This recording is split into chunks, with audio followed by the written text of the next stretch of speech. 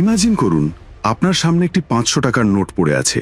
আপনি সেটা দেখলেন এবং দ্রুত তার উপর গিয়ে পা রাখলেন, যেন অন্য কেউ সেটা নিয়ে না নেয়। কিন্তু নোটটা আরেকজনও দেখে ফেলেছিল, তাই সেও আপনার পাশে দাঁড়িয়ে অপেক্ষা করছে কখন আপনি নোটার উপর থেকে পা সরাবেন আর কখন সে ওটা নেবে।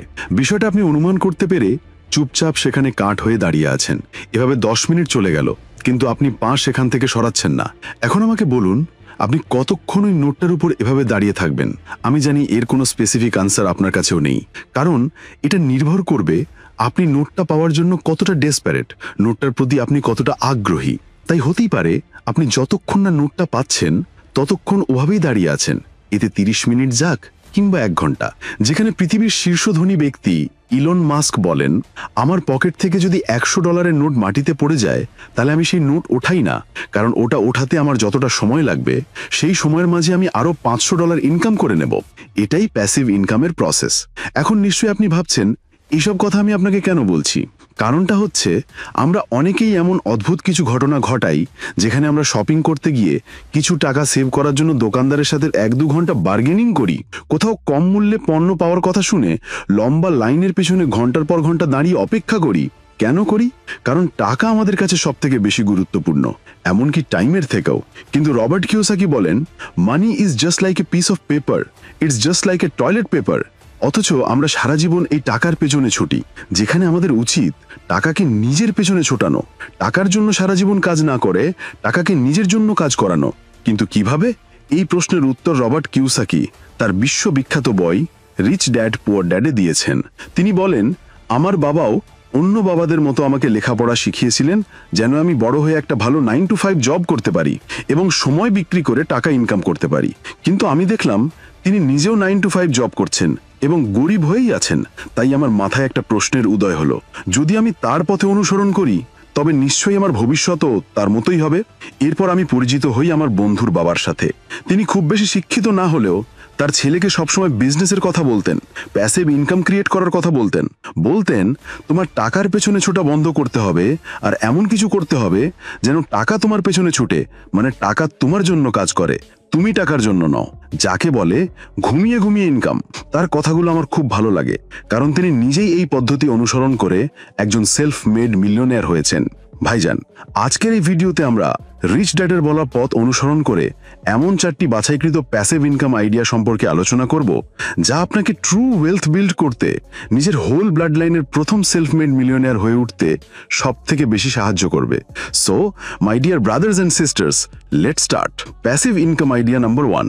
আচ্ছা বলুন তো, একটি দেশ যেখানে অলমোস্ট প্রতি 3-4 বছর পরপরই ভূমিকম্প ও সুনামি এসে সবকিছু ধ্বংস করে দিয়ে চলে যায়, তো এমন একটা দেশে বসবাস করে আপনার ধনী হওয়ার সম্ভাবনা কতটা? আপনি হয়তো বলবেন, ধনী হওয়াকে চলুন, এমন দেশে সার্ভাইভ করাটাই তো কঠিন। কিন্তু ভাইজান, এমনই একটি দেশ যার নাম জাপান, যেখানে 1945-এ সেকেন্ড ওয়ার্ল্ড ওয়ারে আমেরিকার 2টি অ্যাটমিক বোমা ফেলেছিল হিরোশিমা এবং নাগাসাকির উপর, যার দরুন মাত্র 2 দিনে 3 লাখ মানুষের মৃত্যু হয়েছিল এবং শহর দুটি ধ্বংসস্তূপে পরিণত হয়েছিল। যা দেখে পুরো পৃথিবীর মানুষ বলতে শুরু করেছিল, জাপান শেষ, তার আর দ্বিতীয়বার কখনোই দাঁড়াতে পারবে না।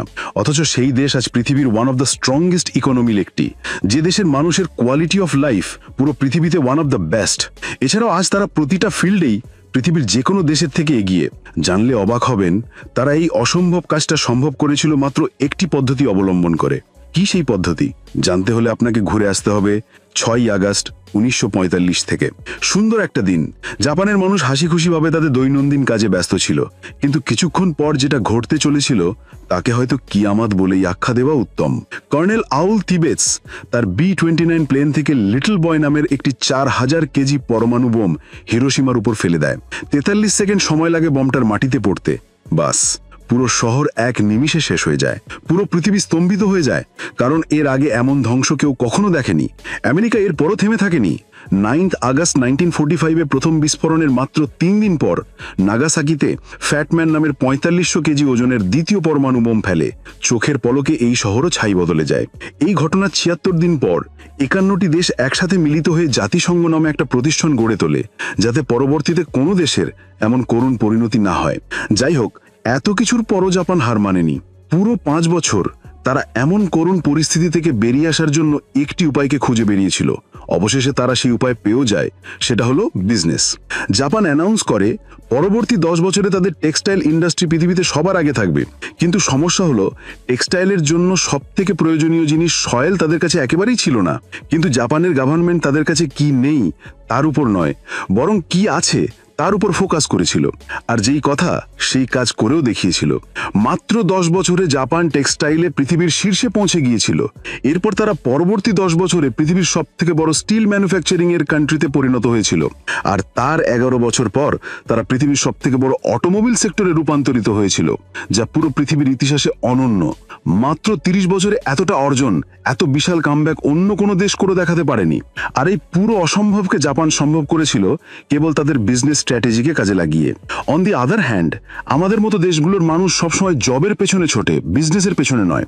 বেঞ্জামিন ফ্র্যাঙ্কলিন একবার বলেছিলেন, some people die at 25 and are buried until 75, যার অর্থ অনেক মানুষের 25 বছর বয়সেই বেঁচে থাকার ইচ্ছাটা মরে যায়, যেখানে তাদের শরীরের মৃত্যু হয় 75 বছর বয়সে। অর্থাৎ তারা জীবিত তো থাকে কিন্তু জীবন্ত লাশের মতো। এর কারণ তারা চাকরির স্বরূপ এমন কিছু কাজকে নিজের পেশা বানিয়ে নেয় এবং সারা জীবন ধরে তা করে যায়, যার প্রতি তাদের বিন্দুমাত্র ইন্টারেস্ট নেই। তারা কেবল তাদের পরিবারের কথা ভেবে শত অনিচ্ছা সত্ত্বেই জব করে। তাই একটি রাষ্ট্রকে সমৃদ্ধ করার ক্ষেত্রে হোক কিংবা একটি ব্যক্তির জীবনকে, বিজনেসের কোনো বিকল্প নেই। আর বিজনেস কিভাবে করতে হয়? প্রবলেম সলভ করে। আপনি যত বড় প্রবলেম সলভ করবেন তত বড় বিজনেস বিল্ড করতে পারবেন। এক্সাম্পল, আপনার একটি ওয়াটার বটল প্রয়োজন, আপনি কোথা থেকে সেটা নিতে পারবেন? অসংখ্য জায়গা থেকে। কিন্তু আমি যদি বলি হার্ট সার্জারি করতে হবে, তবে সে কোথায় যাবে? আপনি বলবেন বেস্ট জায়গাতে যাবে। প্রবলেম 2 জায়গাতেই, একটা খুব ছোট আর একটা অনেক বড়। যত বড় প্রবলেম আপনি সলভ করবেন তত বড় অ্যামাউন্টে আপনি টাকা কামাবেন। আরেকটি এক্সাম্পল দিচ্ছি। ধরুন আপনি সমস্যা খুঁজে বের করলেন, মানুষ ওয়েট লস করতে চায় কিন্তু পারছে না, and you found a product যা মানুষের এই সমস্যাকে সহজে সমাধান করে দেবে। You can start a business with them also. So you need to understand মানুষের সমস্যাটা কি, আর যদি আপনি তা সলভ করতে পারেন তবে আপনার বিজনেস রান করতে শুরু করবে। আর একবার যদি বিজনেস রান করে যায় তবে শুধু আপনি নন, আপনার পরবর্তী প্রজন্ম সারা জীবন ঘুমিয়ে ঘুমিয়ে টাকা ইনকাম করতে থাকবে। Passive income idea number 2, land banking. ফোর্বসের রেকর্ডিং, পৃথিবীতে সবথেকে বেশি মানুষ মিলিয়নিয়ার হতে পেরেছে রিয়েল এস্টেটের মাধ্যমে। আর এই রিয়েল এস্টেটের অন্যতম একটি প্রধান পদ্ধতি হচ্ছে ল্যান্ড ব্যাংকিং। তো কি এই ল্যান্ড ব্যাংকিং? ল্যান্ড ব্যাংকিংকে ভালোভাবে বুঝতে হলে আমাদের একটু দক্ষিণ ভারত থেকে ঘুরে আসতে হবে।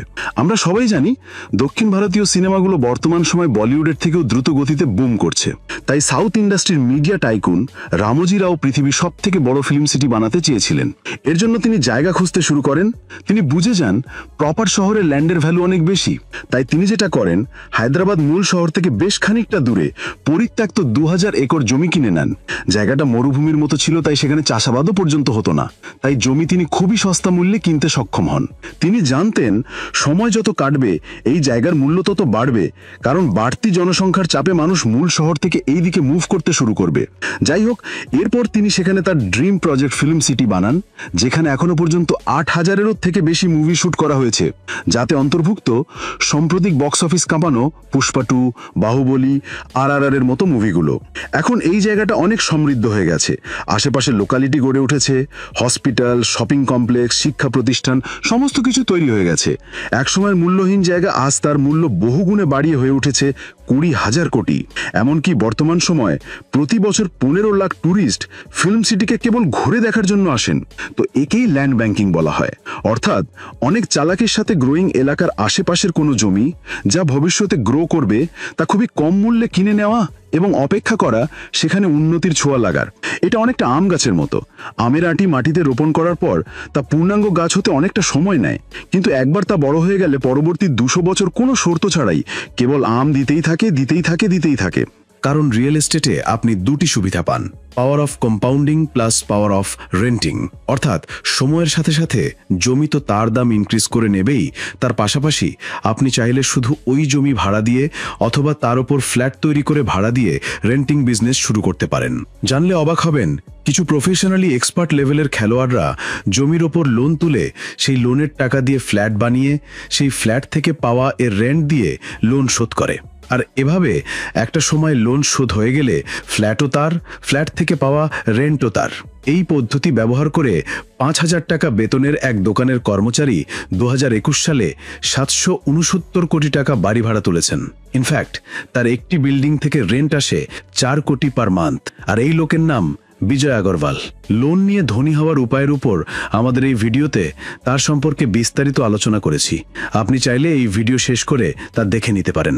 এরপর আসছে তৃতীয় আইডিয়া এবং সবথেকে গুরুত্বপূর্ণ আইডিয়া, আপনার নলেজ। আজ থেকে প্রায় 300 বছর আগে অনেক সাকসেসফুল একজন ব্যক্তি অনেক পাওয়ারফুল একটি লাইন বলেছিলেন, invest in your mind, it page the best dividend. এর জন্য এই নলেজের দমেই অ্যান্ড্রু কার্নেগি নামের এই ব্যক্তিটি একবার ইন্টারভিউ বলেছিলেন, আপনি আমার থেকে সমস্ত টাকা, সমস্ত সম্পত্তি, সমস্ত ফ্যাক্টরিজ নিয়ে নিন আর আমাকে কোনো একটি ইংলিশ স্পিকিং কান্ট্রিতে ছেড়ে দিন। আমি এগেইন কিছু বছরের মাঝে এই সমস্ত কিছু অর্জন করে দেখিয়ে দেব। আর এর জন্যই হয়তো আপনি শুনেছেন, যদি কেউ Elon Musk, Bill Gates, Warren বাফেটের মতো লোকেদের থেকে তাদের সমস্ত টাকা নিয়ে পৃথিবীর সবার মাঝে সমানভাবে ভাগও করে দেয়, তবুও কিছু বছরের মাঝেই ওই সমস্ত টাকা আবারও তাদের পকেটেই চলে যাবে। এর বাস্তব এক্সাম্পল হচ্ছে ফাইন্যান্সিয়ালি ইলিটারেট মানুষ যখন লটারি জেতে, হোক না তা 1000 কোটি, তবুও তাদের মাঝে 70% লটারি উইনার পরবর্তী 10 বছরের মাঝে আবারও আগের পজিশনে চলে যান। কেউ কেউ তার থেকেও খারাপ পজিশনে চলে যান। তো এই টপিকের উপর বলতে গেলে ঘন্টার পর ঘন্টা বলা সম্ভব, বাট আই থিঙ্ক আপনি আমার মেসেজটা পেয়ে গেছেন। The most important asset of your life is your brain. তাই ব্রেনের উপর ইনভেস্ট করতে কখনই কৃপণতা করবেন না। বই পড়ুন, ভালো ভালো ভিডিও দেখুন, প্রয়োজনে ভালো কোর্স করুন, নিজেকে দক্ষ রূপে গড়ে তুলুন। এখান থেকে আপনি সব থেকে বেশি ভ্যালু জেনারেট করতে পারবেন। Idea number 4, traffic source. Traffic source সেটা আবার কি? রোডের ট্রাফিক নাকি? না ভাইজান, আমরা কথা বলছি অনলাইন ট্রাফিকের বিষয়ে। ধরুন একটি শপে যতজন কাস্টমার আসবে, ওই শপে বিক্রির সম্ভাবনা ততটাই বেড়ে যাবে, কিন্তু ওই শপে যদি লোক না আসে তবে বিক্রি হবে না। এটা ছিল একটা পুরনো কনসেপ্ট, কিন্তু বর্তমানে ইন্টারনেটের কল্যাণে এই সমস্যার সমাধান হয়ে গেছে। আজকাল মানুষের রেস্টুরেন্টে না গেলেও রেস্টুরেন্টের খাবার তার কাছে চলে আসে। জোম্যাটো, সুইগি, ফুড পান্ডা এর পারফেক্ট এক্সাম্পল। এরা ট্রাফিক সোর্স নিয়ে বসে আছে, আর যার কাছে ট্রাফিক সোর্স আছে সে যা কিছু অনলাইনে বিক্রি করতে পারবে। তাই এই ট্রাফিক সোর্সটাই আপনাকে বিল্ড করতে হবে। আপনি এমন অ্যাপ বানাতে পারেন যেখানে লোক আসবে, আপনি এমন ইউটিউব চ্যানেল খুলতে পারেন যেখানে লোক আসবে, আপনি এমন ফেসবুক পেজ তৈরি করতে পারেন যেখানে লোক আসবে, এমন ওয়েবসাইট তৈরি করতে পারেন যেখানে লোক আসবে। যদি নিজে না পারেন তবে এই বিষয়ে যারা দক্ষ সে সমস্ত ফ্রিল্যান্সারদের সহযোগিতা নিতে পারেন।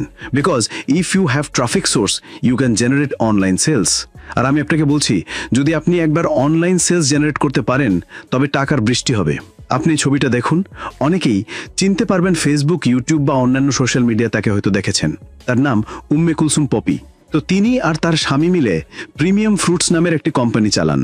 ওয়েবসাইট, ফেসবুক পেজ এবং ইউটিউব চ্যানেলের মাধ্যমে যেখান থেকে তারা ফরমালিন এবং কেমিক্যাল মুক্ত ফল মানুষকে প্রোভাইড করে। ব্যাস, এই সিম্পল কনসেপ্টের মাধ্যমে তারা কোটি টাকার বিজনেস দাঁড় করিয়ে দিয়েছে। এছাড়াও ন্যাচারালস বাই রাখি, তাসা and Toha hair oil, Narina ফ্রোজের মতো ইনফ্লুয়েন্সাররা চুলের তেল বিক্রি করে মাসে লাখ টাকা থেকে কোটি টাকার সেলস জেনারেট করছে। এছাড়াও পূর্বের একটি ভিডিওতে বলেছিলাম ঘরের বাজার .com-এর বাৎসরিক আয় $6.8 মিলিয়ন, ন্যাচারালস বায়োফুডের বার্ষিক আয় $39.9 মিলিয়ন, অর্গানিক বাংলাদেশ লিমিটেডের বার্ষিক আয় $8 লাখ, আলটিমেট অর্গানিক লাইফের বার্ষিক আয় $5 মিলিয়ন।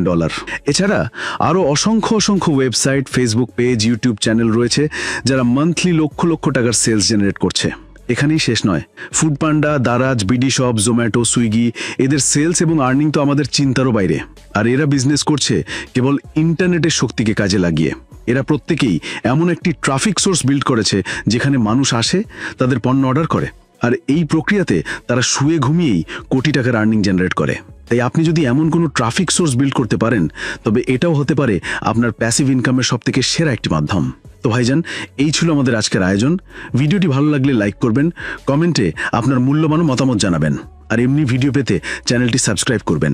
ধন্যবাদ।